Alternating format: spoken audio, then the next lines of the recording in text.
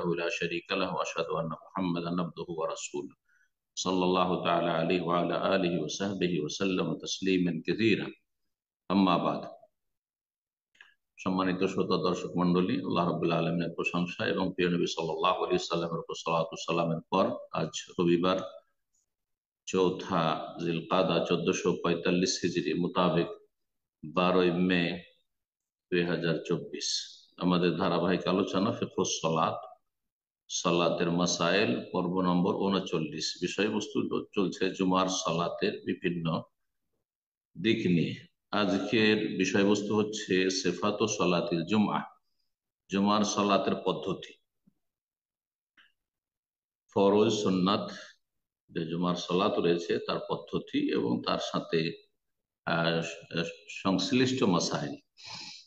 বলছেন লেখক, সালাতুল জুমআত রাকাতান, জুমার মূল সালাত যা ফরজ তা হচ্ছে 2 রাকাত। ফরজ সালাত হচ্ছে 2 রাকাত। কেউ যদি জিজ্ঞেস করে জুমার সালাত কয় রাকাত, আপনি সুন্নত মিলিয়ে বলবেন না, বলবেন যে 2 রাকাত, কারণ 2 রাকাত আল্লাহ ফরজ করেছেন। আর সুন্নত হচ্ছে তাতে যে সূরা ফাতিহা এবং তার সাথে আর একটি সূরা বা কিছু আয়াত উচ্চ স্বরে পাঠ করবেন, মানে তেলাওয়াত উচ্চ স্বরে, জেহরি কেরাত। অথচ জুমার সালাত জোহরের বিকল্প, কিন্তু জোহরে মনে মনে তেলাওয়াত সুন্নাত। জুমার সালাত এই ক্ষেত্রে ঈদের সালাতের সাথে সাদৃশ্যতা রয়েছে, জুমার সালাতের জোহরের সালাতের সাথে সাদৃশ্যতা নেই। তেলাওয়াতের ক্ষেত্রে উচ্চ স্বরে তেলাওয়াত করতে হবে। এটি শরীয়তের একটি হেকমতপূর্ণ মাসআলা, যে যাতে বড় ধরনের গ্যাদারিং রয়েছে, বেশি সংখ্যক লোক একত্রিত হয়, তাতে সুন্নত হচ্ছে উচ্চ স্বরে তেলাওয়াত করা। এই জন্য জুমার সালাত, ঈদের সালাত, ইস্তেসকার সালাত, এইসব সালাতে উচ্চ স্বরে তেলাওয়াত সুন্নাত। সূরা ফাতিহার পরে কি পড়বেন, এই ক্ষেত্রে 3টি সুন্নত প্রমাণিত। 3 রকম হাদিস রয়েছে। অধিকাংশ মানুষেরা একরকম সুন্নত শুধু জানেন, কিন্তু আজকে শোনেন যে সূরা ফাতিহার পরে 1 নম্বর সুন্নত হচ্ছে যে প্রথম রাকাতে সূরা জুমা, দ্বিতীয় রাকাতে সূরা মুনাফিকুন। দ্বিতীয় সুন্নত হচ্ছে প্রথম রাকাতে সূরা জুমা, দ্বিতীয় রাকাতে সূরা গাশিয়া। প্রথম রাকাতে জুমা, প্রথম পদ্ধতিটির প্রথম রাকাতের যে তিলাওয়াতের সূরা, আর তৃতীয় পদ্ধতি যেটি আসছে তার দ্বিতীয় রাকাতে যে সূরা তেলাওয়াত সূরা গাশিয়া, সেই সূরা গাশিয়া, জুমা এবং গাশিয়া। আর তৃতীয় পদ্ধতি হচ্ছে প্রথম রাকাতে সূরা আলা, দ্বিতীয় রাকাতে সূরা গাশিয়া। এটা অধিকাংশ সময় পড়বেন, কিন্তু সেখানে বাদ রাহমাতুল্লাহ বলছেন যে সব সময় গোটা বছর এবারে মোটেই তাতে কোন রকম মিস করলেন না, বিরতি দিলেন না, এমনটা না করাই ভালো। কেন? জনসাধারণ মোটা খায় মোটা বুঝে, এরা ওয়াজিব মনে করে নেবে, অথচ ওয়াজিব না, এটি সুন্নাত। যার ফলে মাঝে মাঝে ছেড়ে দেওয়া, 2, 4, 6 মাস পরে 1বার 2বার ছেড়ে দেওয়া, মাস 2 মাস ছেড়ে দেওয়া, এটি হচ্ছে বেশি ভালো।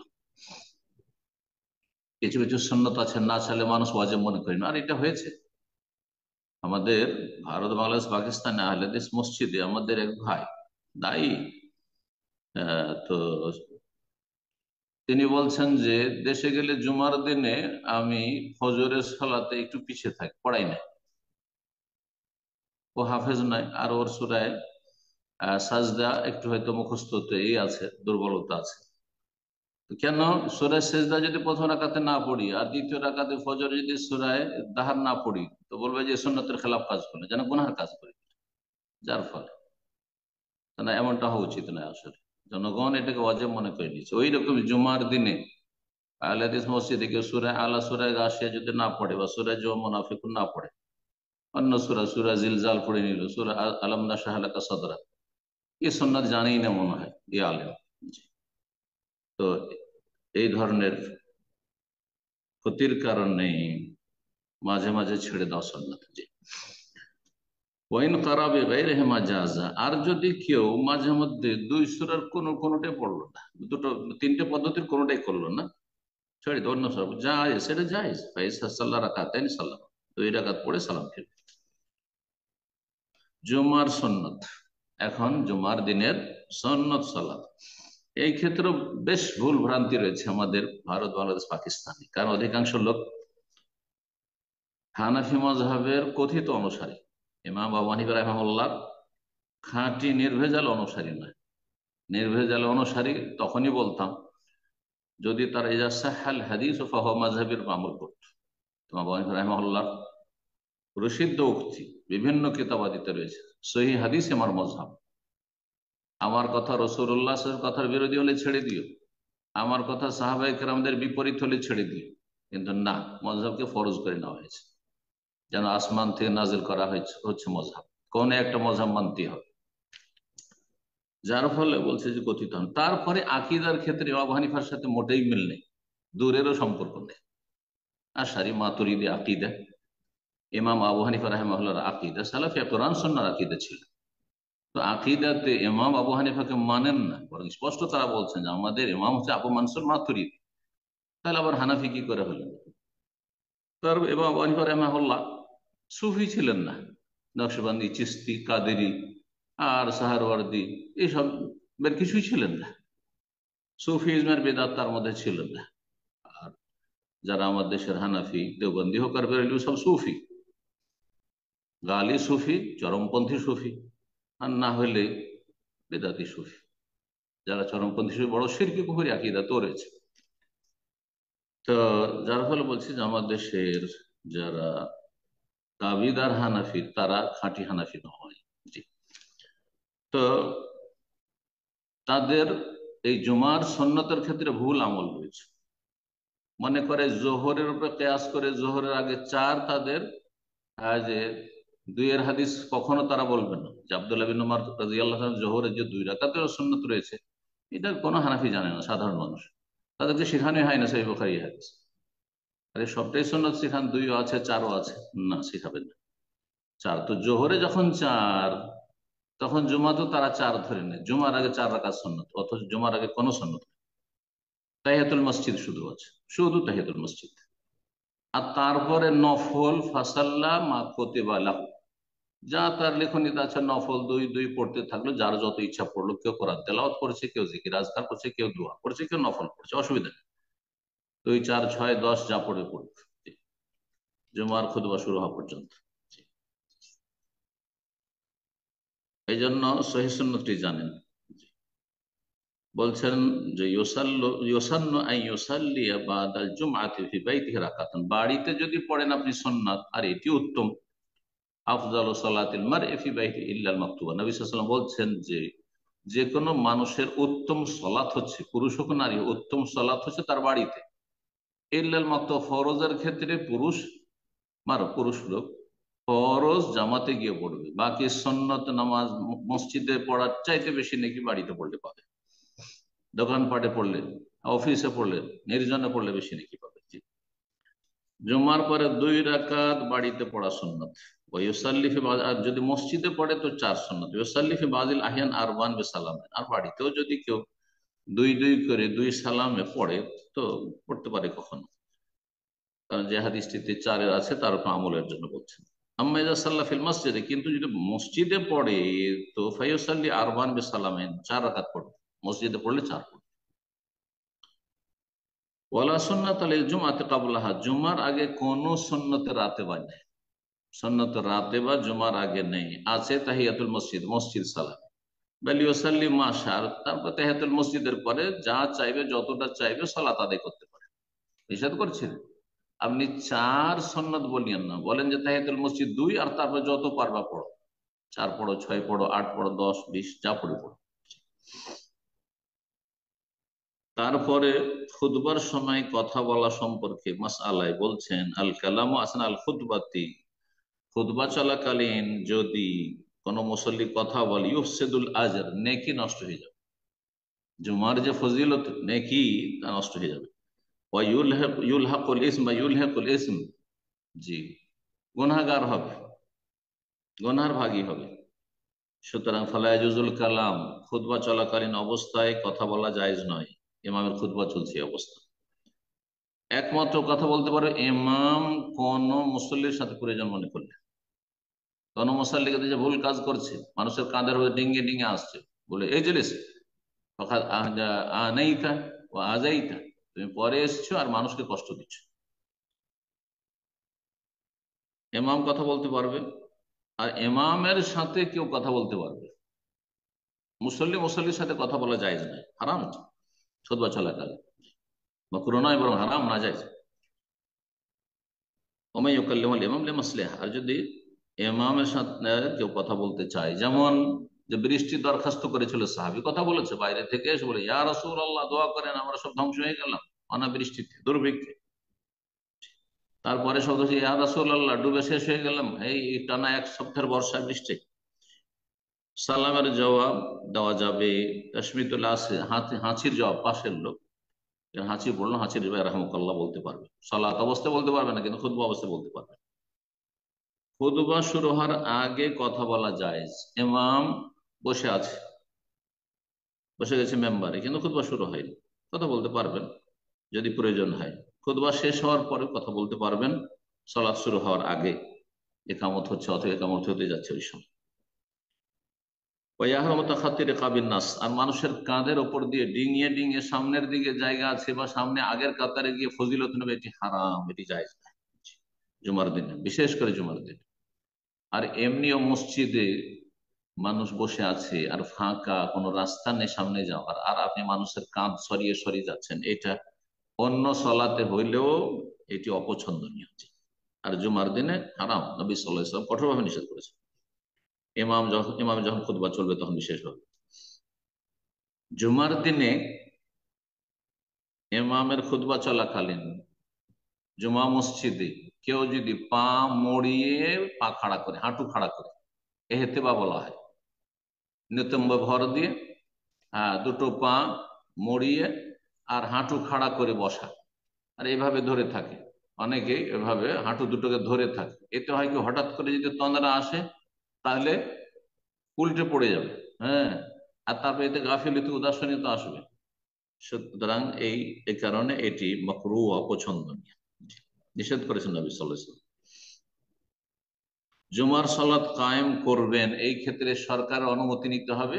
মুসলিম দেশে, অমুসলিম দেশে সরকারের অনুমতি, মানে অনুমতি নেওয়া আর না নেওয়া এসব যায় আসে না, কিন্তু মুসলিম দেশে কি অনুমতি নিতে হবে, এই মাসলা একদল কেউ কেউ বলেছেন অনুমতি নিতে হবে। কিন্তু লেখক বলছেন ইকামাতুল জুমআতি ফিল বালাদ, কোন দেশে শহরে জুমা কায়েম করার জন্য যদি সবগুলি শর্ত বিদ্যমান থাকে, ও জুমা কায়েমের জন্য শর্ত মওজুদ রয়েছে, লা ইশতারাতু লাহু ইযনুল ইমামের পারমিশন জরুরি নয়, যে সরকার থেকে আওকাফ থেকে পারমিশন দিবে তারপরে জুমা করতে পারবেন, এমনটা নয়। যদি কোথাও দেখা যায় যে আমরা এতটি লোক আছি, জুমা ফরজ হয়ে আছি, আর আমরা স্থায়ীভাবে এখানে বসবাস করছি, তাহলে গিয়ে অনুমতি নিতে হবে অফিসিয়াল, তারপরে জুমা শুরু করবেন, এটার প্রয়োজন নেই। সে অনুমতি দিক সরকার আর নাই দিক, জুমা কায়েম করতে। এক শহরে একটি জুমা যদি হয়, কিন্তু যদি একই গ্রামে আমাদের দেশে এই যে মুসিবত, একই গ্রামে 4টি-5টি জুমা, প্রত্যেক মসজিদে জুমা, পাড়ায় পাড়ায় জুমা, এমনটা যদি হয়, আম্মা তাআদ্দুদুল জুমা ফি আকসার মিন মাওযিন বিল বালাদে, একটি শহরে একটি গ্রামে যদি অনেকগুলি জুমা কায়েম হয়, বিভিন্ন রকমের জুমা, একই গ্রামে, ছোট ছোট্ট গ্রাম, 2টা-3টে জুমা হচ্ছে মসজিদে, ফালা ইয়াজুজু ইল্লা লিহাজাতিন, প্রয়োজন না হলে জায়েজ না, জায়গা হয় না মসজিদে তখন জায়েজ। কিন্তু 25টা লোক নিয়ে, 30টা লোক নিয়ে জমা হচ্ছে, আমরা দেখেছি ইন্ডিয়া বাংলাদেশে এমন গ্রামাঞ্চলে মসজিদ আছে, 25-30টা নিয়ে লোক নিয়ে আমরা আমাদের মহল্লাতে, আমাদের পাড়ায় আমরা জমা করবো, ওদের মসজিদে যাবো। আপনার দুনিয়ার দ্বন্দ্বের কারণে জমা মসজিদ ভাগ করে নিচ্ছে, সেগুলি জায়েজ নয়, গুনার কাজ, জায়েজ নয়। যদি প্রয়োজন হয় বা জরুরি হয় তখন অনুমতি নিতে হবে। এক গ্রামে কয়েকটি জমা করতে হলে তখন আওকাফের অনুমতি নিতে হবে, ধর্ম মন্ত্রণালয়ের অনুমতি নিতে হবে। জুমা কি শুধু শহরে, গ্রামে চলবে না? বলছেন যে জুমা শহরে গ্রামে সব জায়গায় চলবে, যেখানে স্থায়ীভাবে মানুষরা বসবাস করছে। কিন্তু যেখানে বেদুইনদের মতো যাযাবর বসবাস করছে, এখানে ঘাস আছে, পানি আছে, সেই জন্য তাঁবু লাগিয়ে দিয়েছে, বকরি ছাগল নিয়ে আছে, ঘাস পানি শেষ, তখন সেখান থেকে আবার অন্য জায়গায় চলে গেল, এদের উপরে জুমা নেই। তাহলে মানুষ পৃথিবীতে বসবাস করে তিন রকম ভাবে। মদন, শহরে, সিটিতে বা টাউনে। আর ওরা গ্রামাঞ্চলে, যেখানে স্থায়ী বাড়ি ঘর করে মানুষ বসবাস করছে। আর ভারত বাংলাদেশে অধিকাংশ মানুষ গ্রামাঞ্চলে বসবাস করে। আর আরেকটি হচ্ছে বাদিয়া আরব দেশে যে বেদুইনদের জীবনযাপন। এইরকম যদি হয় তাহলে তাদের জুমা নেই, তখন জুমার বদলে তারা জোহর পড়বে। বলছে মান দাখালা, কোনো ব্যক্তি যদি মসজিদে প্রবেশ করে আর দেখছে যে ইমাম খুতবা শুরু করে দিয়েছে, তাহলে বসবে না দুই রাকাত পড়বে? বলছে বসবে না, লামিয়া জেলেস, বসবে না, হাত্তা ইউসাল্লিয়া রাখা যাওয়া, তখন দুই রাকাত পড়ে না, দুই রাকাত পড়তে হবে। কিন্তু হানাফি মাযহাব সহিহ বুখারীর এই হাদিস কে তারা উপেক্ষা করেছে। আলা ইয়াজলিস, বসবেন না, হাত্তা ইউসাল্লিয়া রাকাতে। নবী সাল্লাল্লাহু আলাইহি ওয়াসাল্লাম খুতবা চলাকালীন দেখে একটা লোক এসে বসে গেল, সাল্লাইতে রাকাতে, পড়েছো? না, পড়িনি। বললেন না যে আগামী থেকে এমনটা করবেন না, বরং বললে যে কম ফারকা রাখাতে, ওঠো, দু রাকাত পড়ো, তারপর বসো। তখনই হাতে নাতে সংশোধন করেছেন। সুতরাং এটি নাজায়েজ কাজ যে মসজিদে যাবে আর গিয়ে খুতবা চলছে আর চুপচাপ গিয়ে বসে গেল, না, দুই রাকাত পড়ে বসে।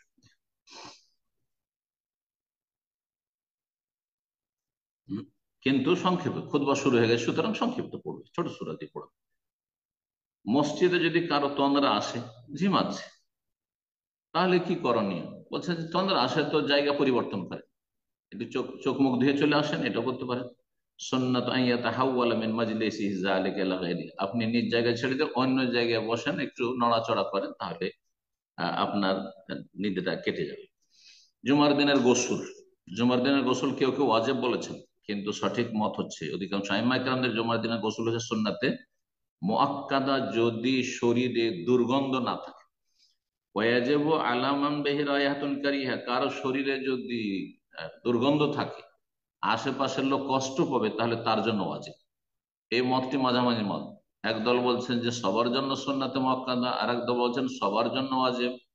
আর বিজ্ঞ মহাক্কিক গবেষক ওলামারা বলেছেন যদি মানুষের শরীর স্বাভাবিক হয়, এমন কোনো গন্ধ হয় না বগলে বা শরীরে, অথবা ঠান্ডায় কাজ করে, শরীরে ঘাম হয় না, সুতরাং গন্ধ হয় না। আর কিছু লোকের আছে ধর রোদের কাজ করেছে, অথবা এমনি তার শরীর এমন যে ওকে গোসল, ও যদি গোসল করে আসে তবু কিছু না কিছু গন্ধ থাকবে, চলুক কেমন আছে, তাদের হরমোনের কারণে বগলে গন্ধ বেশি বেশি, এমন যদি হয় তাহলে তাদের জন্য গোসল করা ফরজ।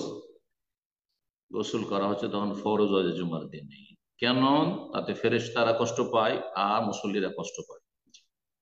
নবী সাল্লাল্লাহু আলাইহি ওয়াসাল্লামের হাদিস সহিহ বুখারী মুসলিমে রয়েছে, আল গোসলু ইয়াউমাল জুমাতি ওয়াজিবুন আলা কুল্লি মুহতালিম, জুমার দিনে গোসল করা আবশ্যক প্রত্যেক সাবালকের উপর। আর সাবালকের জুমা রয়েছে, যেন সাবালক, মহিলাদের উপর নয়, কারণ মহিলাদের জন্য জুমা ফরজ নয়। পুরুষ সাবালকদের উপর আর নাবালকদের জুমা ফরজ নয়। এই জন্য মুহতালিম বলেছে, যে স্বপ্ন দোষের বয়সে পৌঁছেছে। ওয়াজিবুন মানে অধিকাংশ ওলামাদের নিকটে, কারণ অন্য হাদিসে রয়েছে যে ওয়াজিব নয়, সেই জন্য ওয়াজিবুন মানে মুতাআক্কিদুন, সুন্নাতে মুআক্কাদা। আর কেউ কেউ বলছে ওয়াজিব মানে ওয়াজিব, কিন্তু নবী সাল্লাল্লাহু আলাইহি ওয়াসাল্লামের জামানায় এই ফিকহার পরিভাষা ছিল না, যার ফলে ওয়াজিব মানে ফিকহার ওয়াজিব নয়। একমত কারো শরীরে দুর্গন্ধ থাকে, তাহলে গোসল করার পরে জুমাতে যে যাবেন পরিষ্কার পরিচ্ছন্ন হবেন এবং সুগন্ধি লাগাবেন। আর আপনার যতগুলি কাপড় আছে তার মধ্যে যেটা সবচেয়ে ভালো কাপড়, ঢিলা ঢালা পোশাক, ইসলামিক পোশাকের কাছাকাছি, ইসলামিক পোশাকের যে সব গুণাবলী রয়েছে, ইসলামিক পোশাক মানে পাঞ্জাবি বা ইসলামিক পোশাক মানে জুব্বা নয়। ইসলামিক পোশাক মানে ঢিলা ঢালা পোশাক, যে বেশ কিছু শর্ত রয়েছে পোশাকের জন্য, উত্তম পোশাকের জন্য, সেগুলি যেটাতে পাচ্ছেন আপনি। আর সুন্দর হয়ে আছে, নতুন হলে নতুন, আর না হলে সবচেয়ে ভালো যেটা, সেই পোশাকটি পরবেন। আর সকাল সকাল মসজিদে যাওয়ার চেষ্টা করবেন, এমামের কাছে গিয়ে বসার চেষ্টা করবেন। এই না যে পেছন থেকে, আগে গিয়েছেন মসজিদ আর পেছন থেকে হেলান দেওয়ার জন্য একবার মসজিদের শেষ দিকে বসে আছেন, না, এটা ভালো কাজ নয়, অত ভাগায়। এবং যতটা সম্ভব হবে নফল পড়বেন আপনি, বেশি বেশি দোয়া করবেন এবং তেলাওয়াত করবেন। তারপরে বলছেন খুতবার বিষয়, যে খুতবা যিনি দেবেন তিনি সলাত আদায় করবে, সলাতের ইমামতি করবে, এটি হচ্ছে সুন্নাত। কিন্তু কারণবশত একজন খুতবা দিল, আরেকজন জুমার এমামতি করলো, জায়েজ। এই মাসলা অনেকে জিজ্ঞাসা করেন, আর আহলে হাদিস মসজিদ গুলোতে অনেক সময় এরকম করা হয়। ভালো একজন আলেম এসছেন বা বক্তা এসছে বা একটা জুনিয়র, সে খুতবা দিতে আগ্রহী, খুতবা দিয়ে দিয়েছে, আর বড় একজন আলেম তিনি এমামতি করছেন। তো বা ভালো কারি তাকে দিয়ে তেলাওয়াত হয়েছে, কারি বা ভালো বক্তব্য করতে পারবেন না, তো জায়েজ, কোনো অসুবিধা নেই।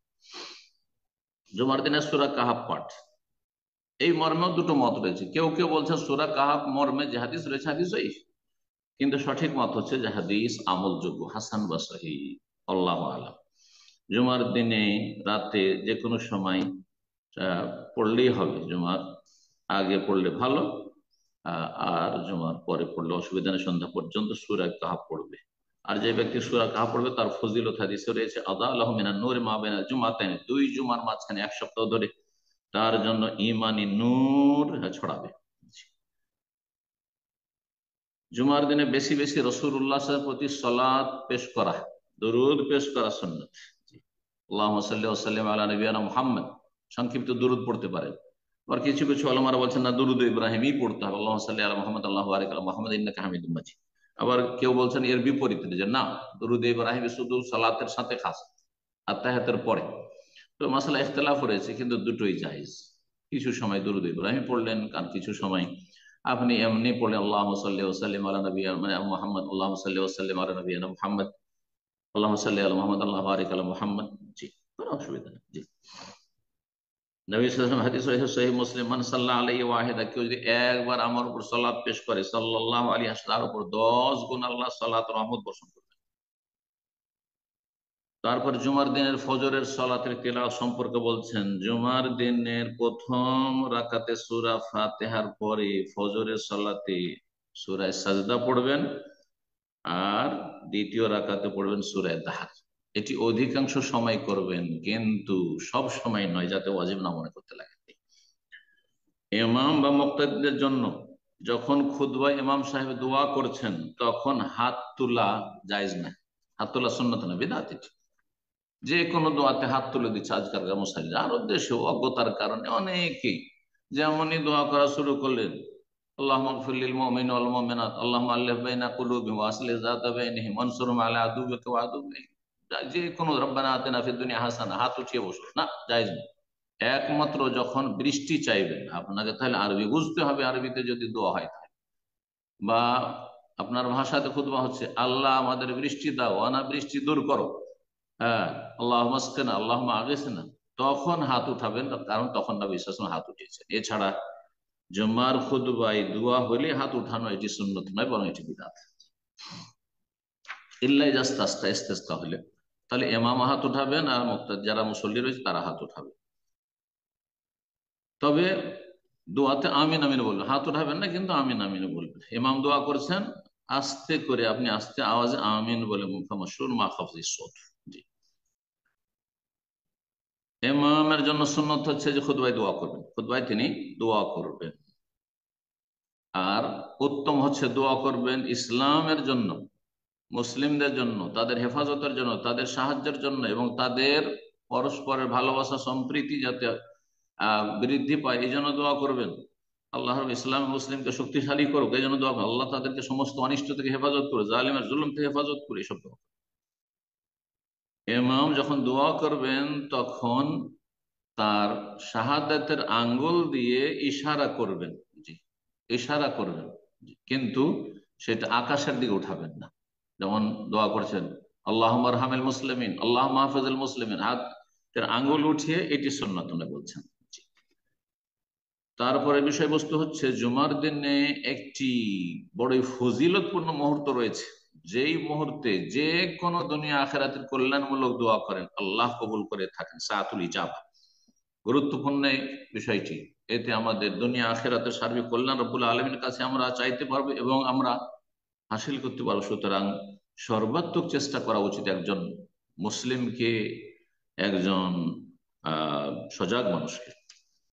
বলছেন তুরজাফি আখের সাতি মিন নাহারি ইয়াউমিল জুমা, এই ক্ষেত্রে অনেকগুলি উক্তি রয়েছে, তার মধ্যে দুটো উক্তি বেশি শক্তিশালী।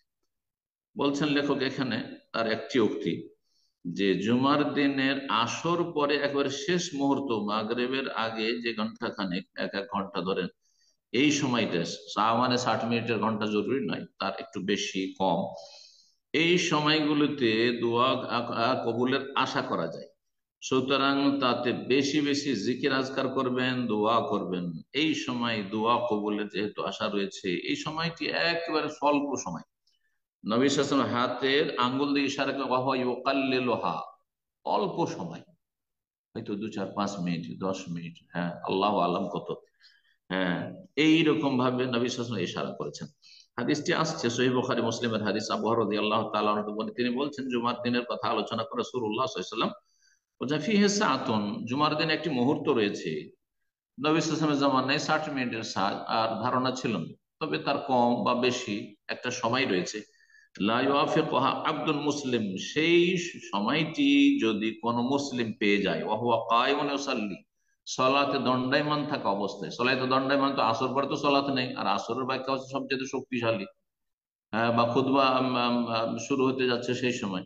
তো যাই হোক, বা খুতবা শুরু হওয়ার থেকে শুরু করে আপনার খুতবা শেষ হওয়া পর্যন্ত বা সালাত শেষ হওয়া পর্যন্ত, তো সালাতে দাঁড়িয়ে থাকার মানে হচ্ছে সালাতের জন্য অপেক্ষায় থাকা। এক ব্যক্তি আসর পরে মাগরিব পর্যন্ত মসজিদে বসে আছে অথবা মুসাল্লায় বসে আছে প্রস্তুতি, বা ওযু বসে আছে, মাগরিবের সালাতের জন্য প্রস্তুত হয়ে আছে। তো যে যেই ব্যক্তি সালাতের জন্য প্রস্তুত হয়ে থাকে সে যেন সালাত অবস্থায় থাকে, এটি ব্যাখ্যা করা হয়েছে। আল্লাহর কাছে কোনো কিছু যদি আসারুল্লাহ তাআলা শাইআন, কোনো কিছু, ইল্লা আতাহু, আল্লাহ অবশ্যই দেবেন। ও আশারা বিয়াদিহি, নবী সাল্লাল্লাহু আলাইহি ওয়াসাল্লাম নিজ হাত দ্বারা ইঙ্গিত করে বলেন ইউকাল্লিলুহা, সময়টি একবারে মুহূর্ত, অল্প সময়, অল্প সময়। আল্লাহ আমাদেরকে সে সময় হাসিলের তৌফিক দান করুন। কারো যদি জুমার সালাত ছুটে যায় তাহলে কি করবে? কাযাহা যোহরান আরবার, 4 রাকাত যোহর কাজা করবে, জোহর পড়তে হবে। যদি সে ওজোর বশত অনিচ্ছাকৃত ছুটেছে, নিরুপায় ছিল, ফালা ইসমালে, গোনা হবে না। ওয়াইন কানা গায়রা মাযুর, নাকে তেল দিয়ে ঘুমাচ্ছে, হ্যাঁ বিনা কারণে লেট করেছে আর জুমার সালাত পেল না, ছুটে গেল, তাহলে আজমা সে গুনাহগার। তাফরিতি বে সালাতে, জুমার সালাতে সে যেহেতু ত্রুটি করলো, এই জন্য আবুল জাহাদ বর্ণনা করেছেন রাসূলুল্লাহ সাল্লাল্লাহু আলাইহি ওয়াসাল্লাম বলেছেন, মান তারাকা সালাসা জুমাইন তাহাওয়ানান, কেউ যদি অলসতা অবহেলা করে 3টি জুমা ছেড়ে দেয়, তাহাওয়ানান বিহা তাবা আল্লাহু আলা কালবি, আল্লাহ তার অন্তরে মোহর লাগিয়ে দেবে। জুমা পড়ার সুযোগ নেই, কোনো মসজিদ নাই, এমন জায়গায় বাস করছি, এইরকম ক্ষেত্রে নয়, বরং অবহেলা করে পারবে তারপরে জমা পড়তে গেল, বিভিন্ন বাহানা করে, দুনিয়ার অজুহাত, দুনিয়ার কাজ করতে পারছে ওর চাইতে কঠিন পরিশ্রম করে, কিন্তু জুমা পড়তে যাবে না, তাহলে আল্লাহ তার অন্তর মোহর লাগ, জীবনে আর ভালো কথা ঢুকবে না, হেদায়েত নসিব হবে না। হাদিস আবু দাউদ তিরমিজিতে রয়েছে এবং হাদিসটি আল্লামা আলবানী রাহিমাহুল্লাহ সহিহ বলেছেন। জুমার দিনে যদি ঈদ হয়ে যায়, ঈদুল আজহা বা ঈদুল ফিতর, এই ক্ষেত্রে বলছেন যে সাকাতা হুজুরুল জুমআতি আলা মান সাল্লাল, যেই ব্যক্তি ঈদ পড়েছে, ঈদের সালাত সকালে হয়ে গেছে জুমার আগে, তাহলে জুমায় আসার ক্ষেত্রে এখতিয়ার দেওয়া হয়েছে, আপনি আসলে ভালো, এটি উত্তম। আর যদি জুমাতে হাজির না হন তাহলে আপনি গুনাহগার হবেন না, আপনি জুমার যে ইজতেমা গ্যাদারিং, তার চেয়ে বড় গ্যাদারিং ইজতেমাতে, বড় ইজতেমাতে আপনি হাজির হয়ে গেছেন। বড় ইজতেমা ছোট ইজতেমাটিকে ঢেকে নিয়েছে, সামিল করে নিয়েছে। এটা অধিকাংশ আলেমদের মত, আহলুল হাদিস, হানাবিলা ইত্যাদি। কিন্তু হানাফি মাজহাবে বলছেন না না না, এই ক্ষেত্রে সেই হাদিস হতে পারে ইমাম আহমদ রাহমাতুল্লাহর কাছে পৌঁছেনি, কিন্তু হাদিস আমাদের কাছে পৌঁছেছে, সুতরাং হানাফিদের উপর ফরজ যে এই মাসলায় বিশ্বাসী হবে তারা। কিন্তু আবার বলছি, উত্তম হচ্ছে জোহরে জুমাতে হাজির হওয়া। আর যারা জুমায় হাজির হবে না, অনেকে ভুল করে। আমার কাছে বেশ কিছু লোক এমন হয়েছে যে ঈদ পড়ে নিয়েছে সকালবেলা, আর জুমাতেও জানি জোহর পড়েনি। আমি বললাম যে গুনাহগার আপনি, তওবা করেন আল্লাহর কাছে, আর জোহর পড়ুন আবার। কয়েকদিন পরে এসে তার এই অবস্থা বয়ান করছে, এটা অজ্ঞতার কারণে। যেই ব্যক্তি জুমা ঈদের দিনে ঈদ পড়ে নিল আর জুমায় গেল না, তার উপর জোহর ফরজ হয়ে আছে। ইল্লাল ইমাম, তবে গ্রামের যিনি ইমাম হবেন, ফাইনাল্লাহ তাকে যেতে হবে, তাকে জুমা পড়তে হবে, কারণ সে না গেলে কে জুমা পড়াবে, ঠিক? অথবা সে কাউকে দায়িত্ব দিবে। যে ব্যক্তি ঈদ পড়েনি, সকালে হয়তো ঈদে হাজির হয়, তাহলে তার উপর জুমা ফরজ আছে। ওয়াইন সাল্লাহ মান সাল্লাল ঈদ আজজাত আন সালাতি যোহরি, আর কেউ যদি ঈদ পড়ার পরে জুমাও পড়ে তাহলে আর জোহর পড়তে হবে না। আর একটি হাদিস দিয়ে আজকের আলোচনা শেষ করছি, তা হচ্ছে নবী সাল্লাল্লাহু আলাইহি ওয়াসাল্লামের একটি হাদিস রয়েছে যে আফদালুস সালাওয়াতি ইনদাল্লাহি তাআলা সালাতুস সুবহি ইয়াউমাল জুমআ, জুমার ফি জামাতিন, জুমার দিনের ফজরের সালাত আল্লাহর নিকটে সবচাইতে উৎকৃষ্ট সালাত জামাত সহকারে। জামাত সহকারে জুমার দিনে জামাত সহকারে ফজরের নামাজ পড়া সবচেয়ে উত্তম সলাৎ, উত্তম নামাজ। এই জন্য যারা মাঝে মাঝে জামাতে গাফিলতি করে দেন অথবা জামাত ছুটে যায়, জুমার দিনে সযত্ন হবে, জুমার দিনে গুরুত্ব দিবেন ফজরের বেশি, যাতে করে জুমার দিনের জামাত না ছুটে যায়। আল্লাহ রাব্বুল আমাদের ইমান আমলকে ভালো করার তৌফিক দান করুন, শক্তিশালী করুন এবং দিনের ক্ষেত্রে অগ্রগামী হওয়ার তৌফিক দান করুন। দিন দুনিয়া আল্লাহ বরকত দান করুন, সমস্ত অনিষ্ট থেকে আল্লাহ রক্ষা করুন। যেসব ভাই বোনেরা আমাদের দার্সে হাজির থাকলেন তাদের জন্য বিশেষভাবে দোয়া করি। অনেক ভাইরা রয়েছে যারা গাফিল, প্রশ্ন করার জন্য আসে এই জমে কিন্তু দার্সে হাজির হয় না। আল্লাহ তাদের হেদায়েত দান করুন, তাদের ঈমান বৃদ্ধি করুন, তাদের জ্ঞান অর্জনের আগ্রহকে বৃদ্ধি করুন এবং যারা দিন শিখছেন, দর্শে হাজির হচ্ছেন শুরু থেকে আর তারপরে প্রশ্নোত্তর পর্বে হাজির হচ্ছেন, আল্লাহ তাদেরকে উত্তম প্রতিদান দান করুন এবং তাদেরকে আল্লাহ রাব্বুল আলামিন দুনিয়া এবং দিনের সার্বিক কল্যাণ দান করুন। জাযাকুমুল্লাহ খাইরান ওয়া সাল্লাল্লাহু সাল্লাম আলা নবিয়িনা মুহাম্মদ ওয়া আলা আলিহি ওয়া সাহবিহি আজমাইন।